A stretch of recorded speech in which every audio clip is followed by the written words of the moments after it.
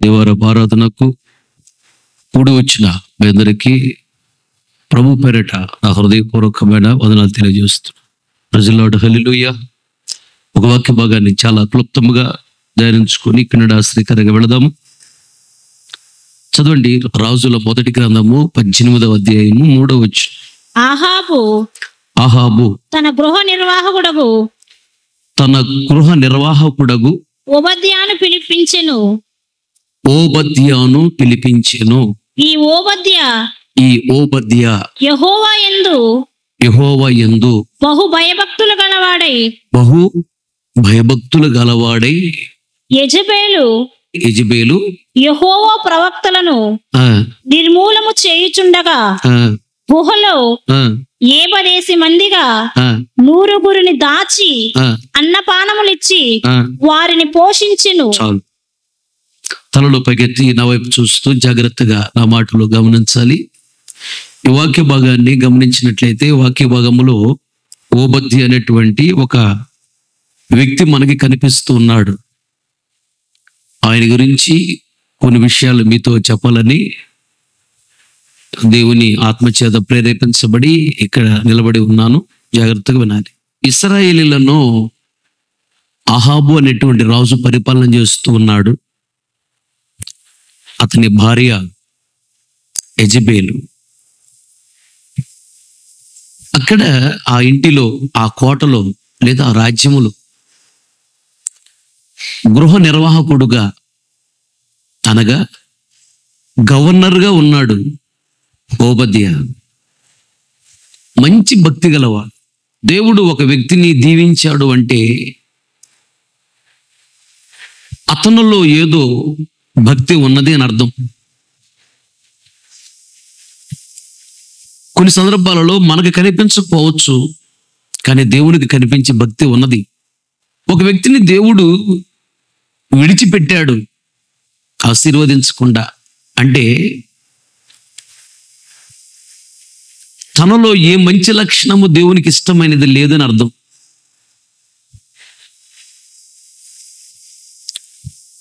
మనకు పైకి మంచిగానే కనిపిస్తారు, కానీ దేవుడు ఏం చూస్తాడు? హృదయ అంతరంగాన్ని చూస్తాడు. మనం పై రూపాన్ని మాత్రమే చూస్తాం. పైకి చూడటానికి బాగా పలకరిస్తాడు, బాగా గౌరవిస్తాడు, బాగా తగ్గించుకుంటారు. పైకి బాగానే ఉన్నట్లుగా మంచి వాళ్ళ కనిపిస్తారు సహజంగా చాలా మంది. దేవుడు అది చూడు. హృదయ అంతరంగమును ఎరిగిన వాడు దేవుడు. హృదయంలో భక్తిని దేవుడు చూస్తాడు. ఆ భక్తిని బట్టే దేవుడు ఆశీర్వదిస్తాడు. లక్షల మంది ఉన్నారు అక్కడ. లక్షల మంది ఉండగా ఈ ఒక్క ఓబద్యాన్ని దేవుడు ఏర్పాటు చేసుకున్నాడు. ఆ ఇంటి మొత్తం మీద రాజ్య వ్యవహారాలన్నింటిలో, కోట వ్యవహారం అన్నిటిలో రాజు తర్వాత నెక్స్ట్ అన్ని విషయాలు చూసుకునేది ఎవరు అంటే ఓబద్య. లక్షల మందిలో దేవుడు ఘనపరిచాడు, ఆశీర్వదించాడు, విలువనిచ్చాడు, గొప్పవాడిని చేశాడు. దేవుని రాజ్యం ఇచ్చాడు. ఈయనకి మంచి భక్తి గలవాడు. దేవుని రాజ్యంలో ఉన్నాడు ఓబద్య. ఈరోజు ఓబద్య జీవితాన్ని మన ముందుంచి దేవుడు మనతో మాట్లాడుతూ ఉన్నాడు. ఎందుకంటే ఈ ఓబద్యాని దేవుడు ఘనపరిచినట్లుగా, విలువిచ్చినట్లుగా, ఆశీర్వదించినట్లుగా, గొప్ప చేసినట్లుగా, దేవుని రాజ్యం ఇచ్చినట్లుగా నిన్ను అలా దీవించాలని దేవుడు ఆశపడుతున్నాడు. నమ్మిన వాళ్ళు గట్టిగా చప్పట్లు కొడుతూ దేవుని నామాన్ని మహిమపరచు. ఆమేన్. అందుకని ఈ ఓబద్య జీవితాన్ని మన ముందుంచి మాట్లాడుతూ ఉన్నాడు. ఈయన మాట లేకుండా రాజు ఏమి చేయడు. ఈయన మాట తీసుకునే రాజు చేస్తాడు. ప్రతి విషయంలో, రాజ్యంలోకి వచ్చే విషయం కానీ, ఇన్కమ్ డబ్బులు వచ్చే విషయం కానీ, ఖర్చు పెట్టే విషయం కానీ, ప్రతిదీ మ్యాక్సిమం ఈయనే చూసుకుంటాడు. రాజు తర్వాత నెక్స్ట్ అంత గొప్ప అధికారము దేవుడు ఈయనకి ఇచ్చాడు. అలా దేవుడు నిన్ను కూడా ఆశీర్వదించాలనే ఆశ. దరిద్రత, కరువు, కష్టాలు, కన్నీళ్లు, అప్పులు, రోగాలు, నిందలు, అవమానాలు ఎల్లకాలం ఉండవు. దేవుడు ఆశీర్వాదమునకు వారసులొకటికే పిలిచాడు, ఆశీర్వదిస్తాడు. అనేస్తుడు కాదు ఆయన. అయితే ఈ ఓబద్యాలో ఉన్న భక్తిని మనం నేర్చుకోవాలి. పై అధికారికి లోబడ్డాడు, అంత గొప్పోడయ్యాడు ఓబద్య. ఉద్యోగం చేసే చోట, వ్యాపారం చేస్తున్న చోట, పంట పొలాలకు వెళుతున్న చోట నీ పై అధికారులు ఉంటారు, వారి మాటకి లోబడాలి. అలాగనే దేవునికి విరోధంగా చెప్తే నువ్వు లోబడకూడదు. ఆ ఉద్యోగాన్ని బట్టి, ఆ వ్యాపారాన్ని బట్టి అక్కడ పని చేసుకోవాలి. వాళ్ళకి ఎదురు చెప్పకూడదు, గొడవలు పెట్టుకోకూడదు. వాళ్ళు విగ్రహార్థికులు కావచ్చు, క్రమంలో లేనివారు కావచ్చు, విచ్చలవిడిగా తిరిగేవాళ్ళు కావచ్చు. కానీ నీ పై అధికారులు డ్యూటీని బట్టి వాళ్ళ మాట విని వాళ్ళ మాట ప్రకారం నువ్వు నడవాలి. అలాగే దేవునికి విరోధంగా మాట్లాడి దేవునికి విరోధంగా చేస్తే, నడిపిస్తే నడవద్దు. ఇవి శాస్త్రం కాదు. ఇవి 4 రోజుల జీవితమే. కోట్ల సంవత్సరాల దేవుని రాజ్యం. కృప లేకపోతే మనం ఏమి చేయలేము. ఈ భూలోకంలో కూడా బ్రతకలేము. ఉద్యోగం, వ్యాపారం చేస్తున్న చోట, పంట పొలాలకు వెళ్ళుతున్న చోట మీ పై అధికారులు ఉంటారు, వాళ్ళ మాటకు లోబడాలి. రెండోది, నీ భర్త నీకు అధికారి. పిచ్చోడైనా, తిక్కులోడైనా, నీ అంత జ్ఞానం లేకపోయినా, నీ అంత చదువు లేకపోయినా, నీ అంత నాలెడ్జి లేకపోయినా, నీ అంత ఆస్తి లేకపోయినా భర్త మాటకు లోబడాలి. మూడో యజమాని తల్లిదండ్రులు. తల్లిదండ్రుల మాటకి నువ్వు లోబడాలి. తల్లిదండ్రుల మాటకి నువ్వు విలువ ఇవ్వకపోయినా దేవుడు కూడా ఒప్పుకోడు. నీకు మేలు కలుగునట్లు, నీకు మేలు జరగాలంటే నీ తల్లిదండ్రులను నువ్వు గౌరవించాలి. మొదటి అధికారి దేవుడు. ఆయన వాక్యాన్ని లోబడాలి, ఆయన మాటకు లోబడాలి. రెండో అధికారులు సేవకులు. సేవకుని మాటకి లోబడాలి, సేవకుని మాటకి విధేయత చూపించాలి. బైబిల్లో గమనించిన, సమాజంలో గమనించిన, సేవకుని మాట విని చెడిపోయినోడు లేడు, సేవకుని మాట వినకుండా బాగుపడ్డవాడు లేడు. ఒక ఆవిడ చెప్పా, పలానా సంబంధం చేసుకోమ్మా అన్నాను. లేదన్నా, నేను వేరే వాళ్ళని చూసుకున్నానన్నా, చాలా బాగున్నాడు, ఆయన జగపతి బాబులాగా ఉన్నాడన్నా. నేను ప్రార్థన చేసి, ఆ దేవుని చిత్తం కాదు, జీవితాంతం ఏడుస్తావు, జాగ్రత్త అన్నాను. చెప్పిన మాట విన్నాను. మన దేవుడు గొప్ప దేవుడు కదన్నా, ఆయనలో ఉన్న చిన్న బలహీనత తీసేయడంటన్నా. సరేలే చేసుకోను. దేవుడు వద్దు అన్నాడు అంటే నువ్వు మాట్లాడకూడదు. సరే నీ ఇష్టం చేసుకున్నాను. ప్రార్థన చేసి, ఏంటి ప్రభు అంటేను, ప్రభు అన్నాడు, సరే వద్దని చెప్పావు కదా, చెప్పానయ్యా, కానీ ఆయనే చేసుకుంటానంటమ్మయ్యా. సరే చేసుకొని ఆవే అనుభవించిద్దిలే, నువ్వు మౌనము అన్నాడు. పెళ్లి చేసాం దగ్గరుండి మేమే. అయ్యబ్బా వచ్చి భయంకరంగా ఏడ్చింది ఒకరోజు. ఆవిడంట తాగి వచ్చి భయంకరంగా కొడతాడంట, సిగరెట్ కాల్చి పెడతాడంట, ఎక్కడ పడితే అక్కడ. అమ్ము మాటలు చెప్తుంటేనే భయం వేసింది నాకే. ఏదుంటే తీసుకుని కొడతాడంట, ఎట్ట పడతాడు కొడతాడు, మంచి బుద్ధులు చెప్తాడంట. నేనేమన్నాను, వద్దన్నానా, కావాలని చేసుకున్నావు, అనుభవించు, దాన్ని నేనేం చేసి నీకేం చేయను, నాకు వద్దన్న, పెళ్లి లేకపోయినా పర్లేదు, నేను ఇలాగే ఉంటానని అలాగే ఉండిపోయి ఒంటరి జీవితం అయిపోయింది. ఇప్పుడు కారణం చెప్పిన మాట వినలేదు. జస్ట్ నేను చెప్పటమే అంతే. దేవుడు ఏది ఇచ్చినా మనకు మంచిదే ఇస్తాడు. దేవుడు ఏది చెప్పినా మంచిదే చెప్తాడు, చెడ్డది దేవుడు చెప్పడు. దైవజనుడికి నేను మంచిదే చెప్తా కానీ మీరు నా పిల్లలు చెడ్డది నేను చెప్పను, మంచిదే చెప్తా. నా మాట విన్న వాళ్ళు బాగుపడ్డారు, మాట వినకుండా పోయిన వాళ్ళు అందరూ నష్టపోయారు, ఏడుస్తూ ఉన్నారు. జీవితాంతం ఏడవటమేగా, ఒంటరి బ్రతికేగా. ఒకటి, పై అధికారి దేవుడు, దేవుని మాటకు లోబడు. రెండోది, నీ పై అధికారి సేవకుడు, సేవకుని మాటకు నువ్వు లోబడాలి. ఎఫెసీయుల రాసిన పత్రిక 6:5 వచ్చింది. దాసులారా, యథార్థమైన హృదయము గలవారై భయముతోను వణుకుతోను క్రీస్తునకు వలె శరీర విషయమై మీ యజమానులైన వారికి విధేయులైయుండుడి. మనుష్యులను సంతోష పెట్టువారు చేయునట్లు కంటికి కనపడుటకే కాక క్రీస్తు దాసులమని ఎరిగి దేవుని చిత్తమును మనపూర్వకముగా జరిగించుచు మనుష్యులకు చేసినట్టు కాక ప్రభువులకు చేసినట్టే ఇష్టపూర్వకంగా సేవ చేయుడి.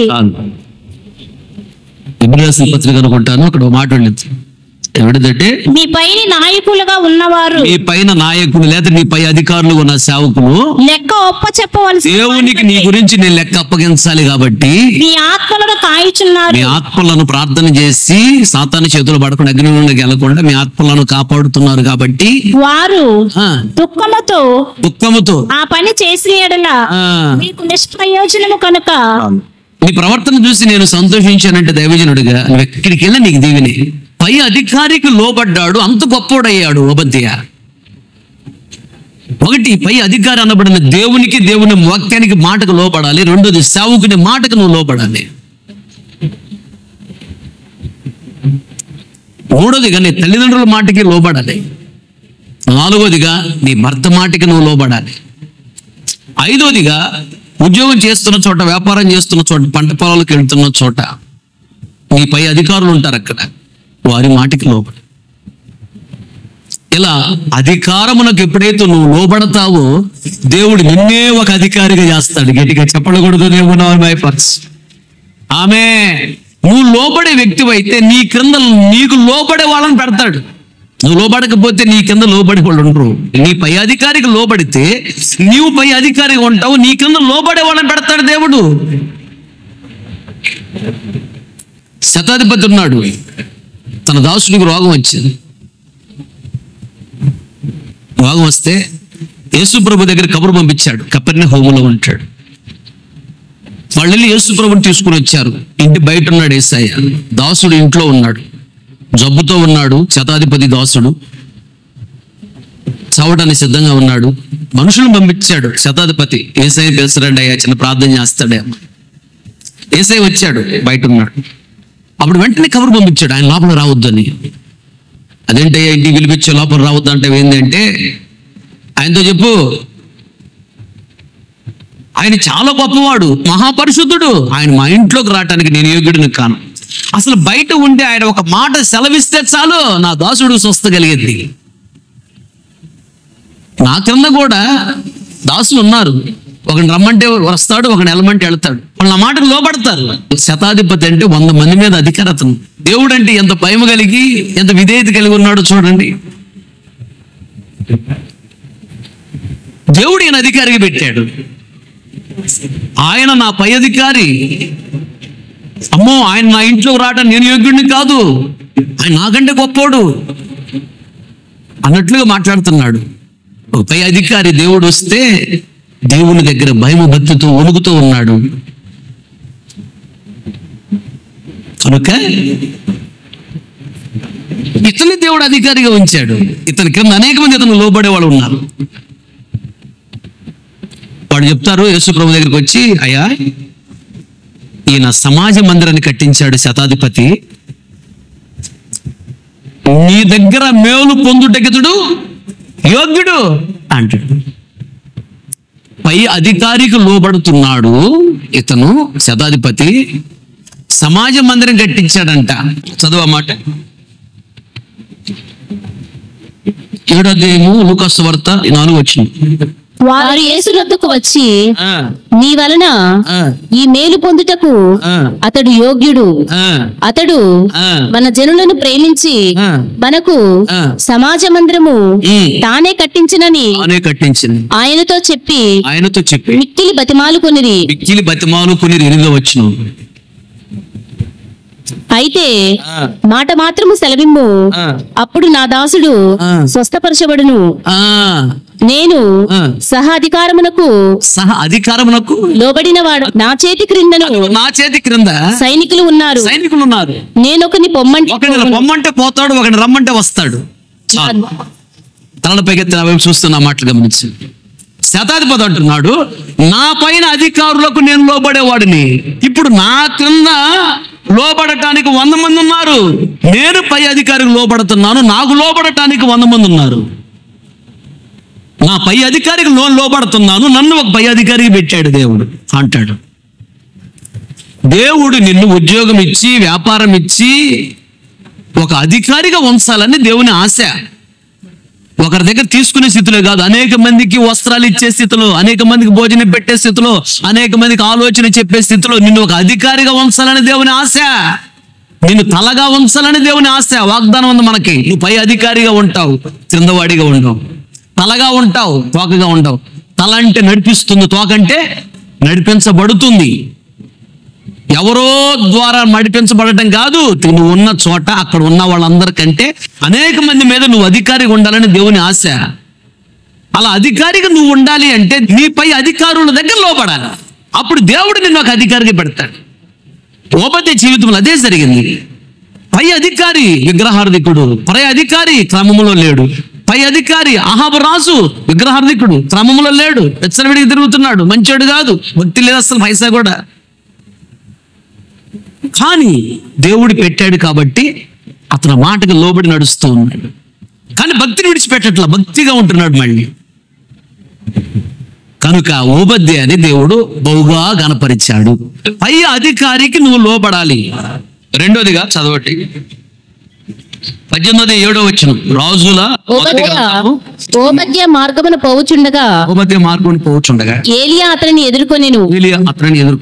ఓబద్య ఇతని ఎరిగి నమస్కారము చేసి నా ఏలిన వాడవైన ఏలియావు నీవే కదా అని అడుగగా అతడు నేనే అని చెప్పి నీవు నీ ఏలిన వాని దగ్గరకు పోయి ఏలియా ఇచ్చట ఉన్నాడని తెలియచేయమనెను. చాలు, దేవుని మాట వినట్లేదని 3.5 సంవత్సరాల వర్షం పడకూడదని ఆజ్ఞాపించాడు. ఏలియా దెబ్బకి వర్షం అయిపోయింది, మంచు కూడా లేదు, పంటలు లేవు, నీళ్లు లేవు. ఎక్కడన్నా నీళ్లు ఉన్నాయా? ఆ నీళ్లు తీసుకొచ్చి మన పశువులు మనం కాపాడుకోవాలి అని చెప్పి చూడటానికని రాజు ఒకవైపున, ఈ ఓబద్య గవర్నర్ ఇంకొక వైపున వెళ్ళారు. ఓబద్య వెళుతూ ఉంటే ఏలియా కనపడ్డాడు. ఎప్పుడో చూసిన గుర్తు ఈయనకి.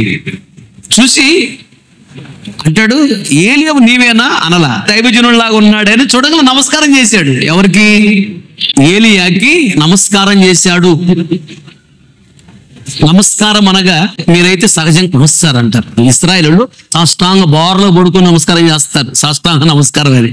ఓబద్య ఎవరు? దేశం మొత్తం మీద రాజు తర్వాత నెక్స్ట్ అధికారి ఎవరు? ఓబద్య. మంచి ఉద్యోగం ఉన్నది, తినటానికి ఉండటానికి కట్టుకోవడానికి సమృద్ధిగా ఉన్నాయి, దేశంలో మంచి అధికారం ఉంది, గొప్ప ఘనత ఉంది ఈయనకి.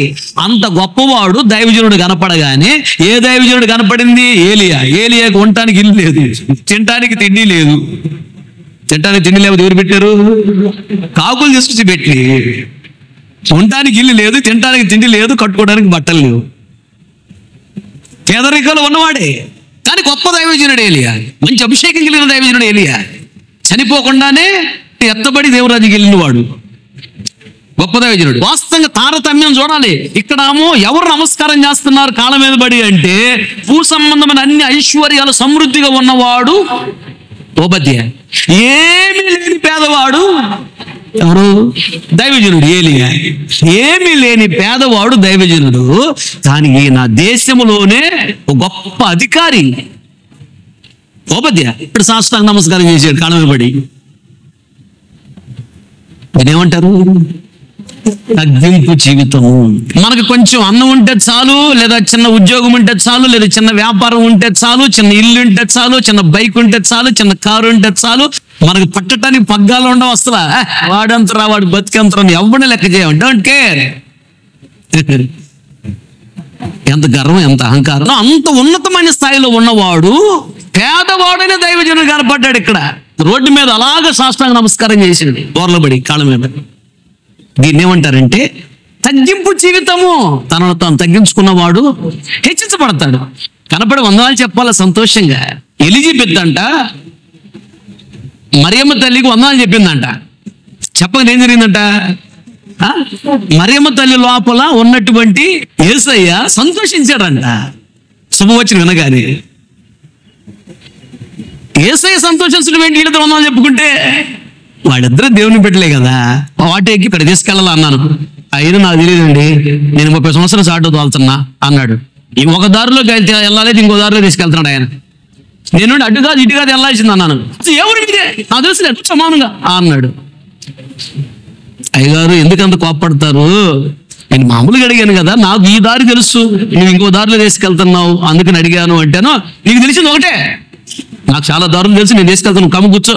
నాకు ఇక్కడ ఆయన లొకేషన్ పంపించాడు, దీని ప్రకారం నేను వెళితే అక్కడికి వెళ్తా. అయినా నాకు చెప్పొద్దు, నాకు తెలియదు అవన్నీ, నేను చూడండి అసలు అన్నాడు. నువ్వు చూడకుండా ఎడుపడితోటి తీసుకెళ్తే ఎక్కడికైనా తీసుకెళ్తావు, నాకు ఈ అడ్రస్కి వెళ్ళాలి. నేను బుస్సులు ఎత్తాడు తాజ్మహల్ వేసినట్టుగా. ఈరా బాబు ఈ గడ్డ ఎక్కే మనం అనుకున్నాం. మొత్తం మీద దగ్గరికి వెళ్ళాం. వెళ్ళిన తర్వాత అయ్యగారు నేను పాస్టర్ని, ఆ చర్చిలో వాక్యం చేయడానికి వచ్చాను, నాకు టైం అయింది, అక్కడికి వెళ్ళాలి ఇప్పుడు నేను అనగానే మనోడికి ఒకసారి గుండె చల్లమంది. అయ్యా మీరు పాస్టర్ వందనాలు అన్నాడు. తగ్గింపు జీవితం కలిగి ఉన్న వాళ్ళతో దేవుడు ఉంటాడు. నీలో ఏమాత్రం గర్వం అహంకారం వచ్చిందా దేవుడు నిన్ను విడిచిపెట్టి వెళతాడు. సాతాను వస్తాడు దగ్గరికి, చుక్కలు చూపిస్తాడు, జాగ్రత్త. ఎక్కడ ఉన్నా తగ్గించుకో. తను తగ్గించుకున్నవాడు హెచ్చించబడతాడు. తినటానికి లేదు, ఉండటానికి లేదు, కట్టుకోవడానికి లేదు, ఏ చెట్టు కింద ఉంటాడో తెలియదు, ఏ గుహలో ఉంటాడో తెలియదు, ఆయనకి ఇల్లు లేదు, ఒక చోట ఉన్నాడు, పేదవాడు. అలాంటి దైవజనుడు కనపడగానే దేశంలో రాజు తర్వాత ఉన్నతమైన స్థితిలో ఉన్నవాడు, గొప్ప ఐశ్వర్యవంతుడే, గొప్ప ఐశ్వర్యం ఉంది ఓబద్యాకి. మంచి ఇల్లు ఉంది, మంచి స్టేటస్ ఉంది, మంచి హోదా ఉంది, పేరుంది, పలుకుబడి ఉంది, భక్తి గలవాడు, మంచి సాక్ష్యం ఉంది, ఐశ్వర్యం ఉంది, అన్నీ ఉన్నాయి. అన్నీ ఉన్నా దైవజనుడు కనపడగానే కాళ్ళ మీద పడి సాష్టాంగ నమస్కారం చేశాడు. అన్ని ఉన్నా అతనికి గర్వం రాల, అహంకారం రాలి. ఎందుకు తెలుసా? అతనిలో భక్తి ఉన్నది, భక్తి గలవాడు. దైవ సేవకులంటే నీకు భయం లేకపోతే, దేవుడు అంటే నీకు భయం ఉందంటే నేను నమ్మను, దేవుడు నమ్మడు. కనపడుతున్న దైవ సేవకుడు అంటే నీకు భయం లేకపోతే, కనపడని దేవుడు అంటే నీకు ఎట్లా భయం ఉంటుంది? తగ్గించుకో. ఎంత తగ్గించుకుంటావో నువ్వు అంత హెచ్చించబడతావు. దేవుడు పైకి లేపుతాడు. తగ్గించుకునే వాడు దగ్గర ఉంటాడు దేవుడు చాలా ఇష్టం. హెచ్చించుకునే వాళ్ళు అంటే అసలు ఉన్నాడు వాళ్ళతో. నువ్వు అనుకుంటావు భక్తి గలదని, భక్తి గలవాడు అని. దేవుడు నీతో ఉండడు. హెచ్చించుకుంటే తగ్గించుకో. నువ్వు ఎంత స్థాయిలో ఉన్నా దైవ సేవకుల కంటే నువ్వు తక్కువే. దైవ సేవకుల కంటే నువ్వు ఎక్కువేం కాదు, తక్కువే. నీ తగ్గింపు నిన్ను హెచ్చిస్తుంది. కనీసం సేవకులు కనపడదు, వందనాలు చెప్తున్నావా?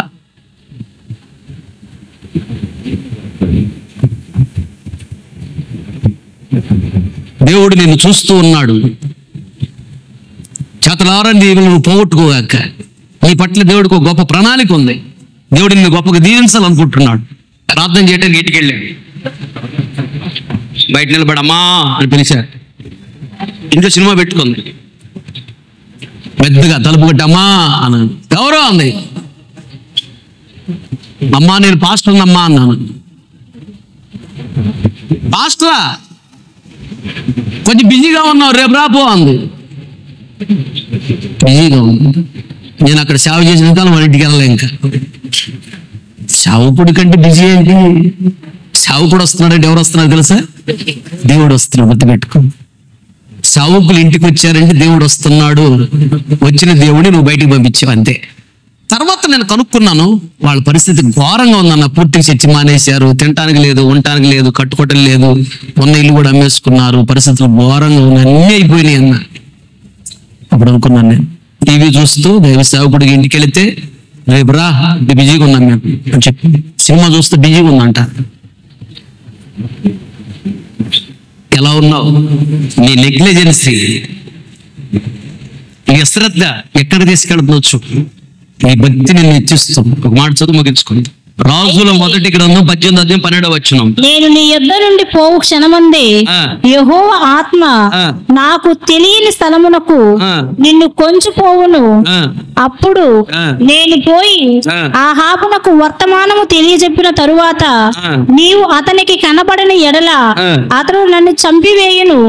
అలాగున ఆజ్ఞ ఇయ్యవద్దు. నీ దాసుడనైన నేను బాల్యము నుండి యెహోవా యందు భయభక్తులు నిలిపిన వాడను. చాలు. ఒక దైవజనుడితో మాట్లాడుతున్నాడు. ఎలా మాట్లాడుతున్నాడు చూడు. మంచి పేరు ప్రతిష్టలు ఉన్నవాడు. దేశంలో ఆయన తెలియని వారు లేరు. దేశంలో రాజు తర్వాత గొప్ప అధికారి ఆయన సెలవు లేకుండా రాజు కూడా అడుగు పెట్టాడు ఎక్కడికి.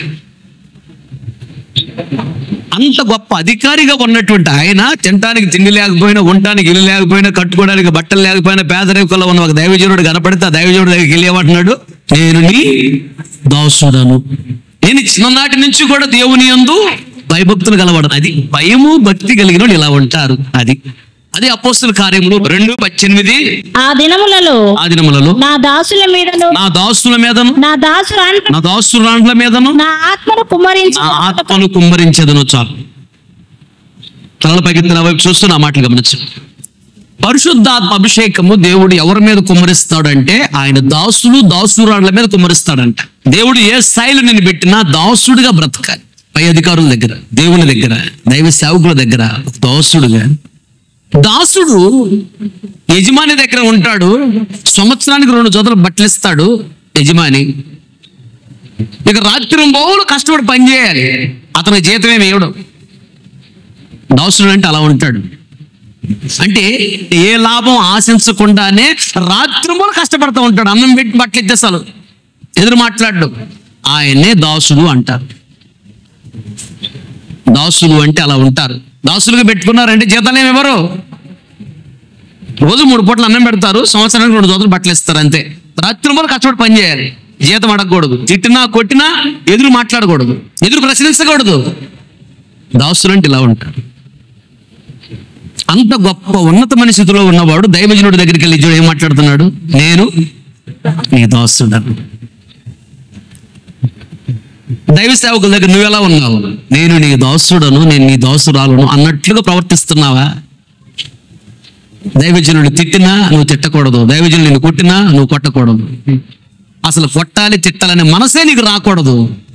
వచ్చినా పాపమే. మనసులో కూడా కక్ష ద్వేషించుకోకూడదు, మనసులో కూడా నీ కోపం రాకూడదు.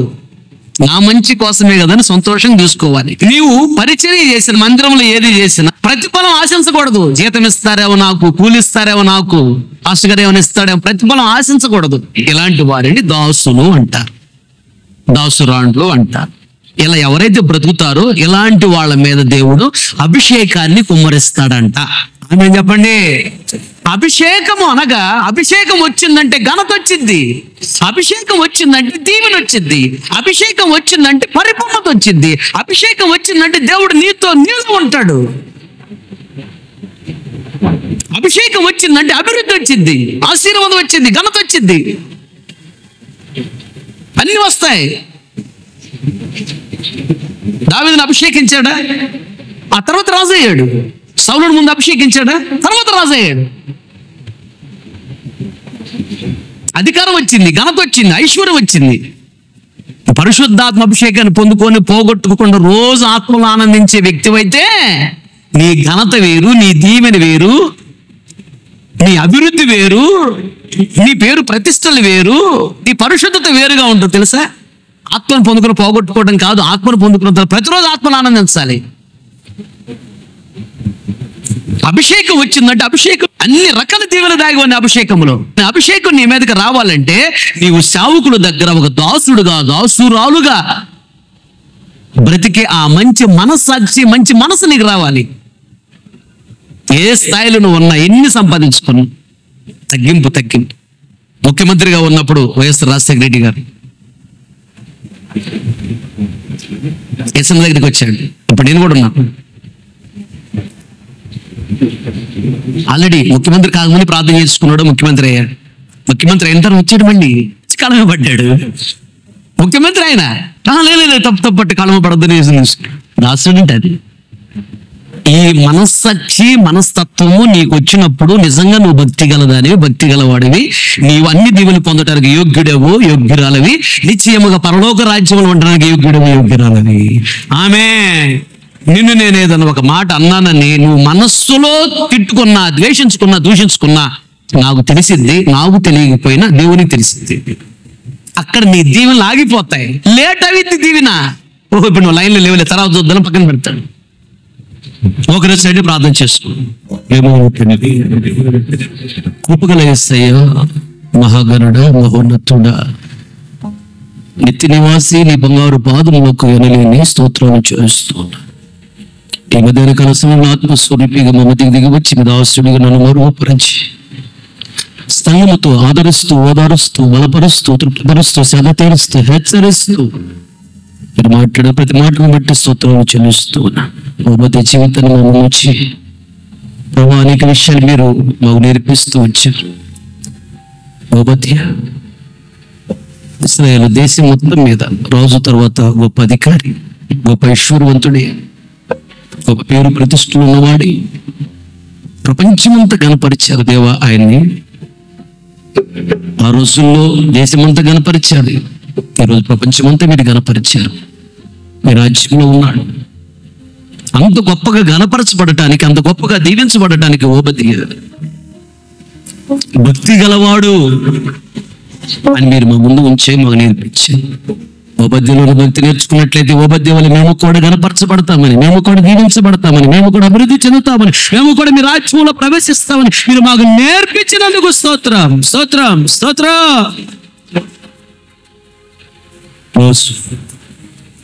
పై అధికారి విగ్రహార్వికుడే, పై అధికారి క్రమంలో లేనివాడే, పై అధికారి మంచివాడు కాదు, పై అధికారి దుర్మార్గుడే. అయినా పై అధికారి మాటకి, ఆజ్ఞకు లోబడుతున్నాడు, లోబడి మంచి మనస్సు ఉన్నది అని మీరు తెలియజేస్తూ వచ్చారు. పై అధికారి అయిన దేవా నీకు లోబడాలని, రెండోదిగా నీ సేవకుడికి లోబడాలని, మూడో అధికారి తల్లిదండ్రులు లోబడాలని, నాలుగో అధికారి భర్తకు లోబడాలని, ఐదవ అధికారి ఉద్యోగ వ్యాపారం చేస్తున్న చోట, పంట పొలకు వెళ్ళుచున్న చోట అధికారులు ఉంటారు, నాయకులు ఉంటారు. అక్కడ వారికి లోబడాలని, లోబడుటలోని సకల ఆశీర్వాదాలు ఉన్నాయని మాట్లాడేందుకు స్తోత్రం. రెండోదిగా పేదవాడని దైవజనుడు ఏలియా కనిపించినప్పుడు ఇంత గొప్ప ఐశ్వర్యవంతుడైనా అవన్నీ ప్రక్కన పెట్టి, గొప్ప ఐశ్వర్యం ఉన్నది, గొప్ప పేరు ఉన్నది, గొప్ప హోదా ఉన్నది ఓబద్యాకి, ఎన్ని ఉన్నా ప్రక్కన పెట్టి పేదవాడని దైవజనుడు కనపడగానే కాళ్ళ మీద పడి సాష్టాంగ నమస్కారం చేస్తాడు. తగ్గింపు జీవితం గలవాడు కనుకనే హెచ్చించబడ్డాడని మీరు మాకు నేర్పించారు. దైవజనుడు కనిపిస్తే కనీసం వందన చెప్పలేనటువంటి ఈ దినాలలో మంచి తగ్గింపు జీవితం కలిగిన వాడని మీకు నేర్పించారు. తను తగ్గించుకున్నవాడు హెచ్చించబడతాడని, హెచ్చించుకునేవాడు తగ్గించబడతాడని, తగ్గించుకునే వారంగా ఉండాలని, పెడుతున్న ప్రతి మార్గములో చేస్తున్న ప్రతి పనిలో తగ్గింపు జీవితం కలిగి ఉండాలని నేర్పించినందుకు స్తోత్రం. తగ్గింపు జీవితం కలిగిన వారితోనే దేవా మీరు ఉండటానికి ఇష్టపడుతున్నారు, అందుని బట్టి స్తోత్ర. మూడోదిగా అంత గొప్ప ఐశ్వర్యవంతుడు పేదవాడిని దైవజనుడు కనిపిస్తే, అయ్యా నిన్ను దాసుడను, నువ్వు తిట్టినా కొట్టినా, నిందించిన అవమానపరిచిన ఎదురు మాట్లాడను, నువ్వు ఎలా చెబితే అలా చేస్తాను, ఎలా నడిపిస్తే అలా నడుస్తా, నీ దగ్గర నుంచి నేనేం ఆశించు, నేను నీ దాసుడను అంటున్నాడు. అలాగే ప్రభు మీ సేవకుల దగ్గర, మీ సన్నిధిలో దేవ మీరు ఏ స్థాయిలో ఉంచినా దాసుడుగా, దాసురాలుగా ఉండాలని, ఆ మంచి మనస్సాక్షి, మంచి మనస్తత్వం రావాలని దైవజనులు తిట్టిన, అరిసిన, గద్దించిన, బుద్ధి చెప్పిన, సరి చేసిన, ఎదురు మాట్లాడకూడదు, తిట్టకూడదు, కక్షాదేశాన్ని గుండెలో ఉంచుకోకూడదు, సాటును కూడా ద్వేషించకూడదు, దూషించకూడదు, సాడీలు చెప్పకూడదు, నా మంచి కోసమైన సహించుకోవాలి. సహించిన వారే 1000 ఏళ్ళ పరిపాలనలో ఏలుబడి చేస్తారని సహించుకోవాలి. నా మంచి కోసం సంతోషంగా తీసుకో. మందిరంలో ఏది చేసినా సేవకులు ఏదో ప్రతిఫలం ఇస్తారని ఎదురు చూడకూడదని, ప్రతిఫలము దేవా మీరు ఇవ్వటానికి సిద్ధంగా ఉన్నారు, దాన్ని బట్టి స్తోత్రాలు చెల్లిస్తాం. ఎత్తబడిన వాక్యం రా కాకుండా ఆయన ప్రతిగుణాల వాక్యాన్ని స్థిరపరచు. పై అధికారికి లోబడే మనసు, 2 తగ్గింపు జీవితం, 3 దాసులుగా బ్రతికే మనసు మా అందరికి మీరు దయచేయండి. మా అందరిని ఆశీర్వాదములకు యోగ్యముగా మార్చండి, మీ రాజ్యాన్ని యోగ్యముగా మార్చండి. మీరు వచ్చినప్పుడు ధైర్యం నిలబడి మీ రాజ్యంలో ప్రవేశించాలి. మీ బిడ్డలు బయలుదేరి వెళుతున్నారు, మీ సన్నిధి సముఖాన్ని తోడుగా ఉంచండి. సకాలంలో క్షేమంగా గమ్యం చేరటానికి కృప చూపించండి. బిడ్డలందరినీ బహుగా దీవించండి. ఓబద్యను దీవించండి, ఈ బిడ్డలు బహుగా దీవించండి, కుటుంబాలను బహుగా దీవించండి, ఉద్యోగం, వ్యాపారం, చేతి పనులను బహుగా దీవించండి, ప్రతి అవసరాలు తీర్చండి, మీ రాజ్యాన్ని యోగ్యముగా మార్చండి. మీరు వచ్చినప్పుడు కుటుంబ సమేతంగా ధైర్యం నిలబడి మీ రాజ్యంలో ప్రవేశించండి. ఈ నామను మహిమ తెచ్చుకోవాలి.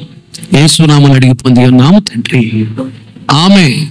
మన తండ్రి అయిన దేవుని ప్రేమ, కుమారుడైన యేసుక్రీస్తు వారి కృప, పరిశుద్ధాత్మని అన్యోన్య సహవాసము, సన్నిధి, సముఖము చేరున మనకు ప్రపంచంలో సకల కోటి పరిశుద్ధులందరికీ, మరి ముఖ్యంగా వాక్యాన్ని తీర్మానం చేసుకుని ప్రతి ఒక్కరు దృష్టి ఉంచి ఆశీర్వదించి అంతవరకు దేవుడు నడిపించునుగాక.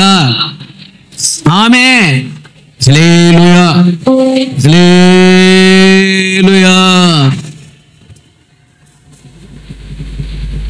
ఇంతటితో ఆదివారం పాలన ముగించబడింది. ఓపికతో వాక్యం మీ అందరికీ ప్రభు పేరట నా హృదయపూర్వకమైన వందనాలు తెలియజేస్తాం.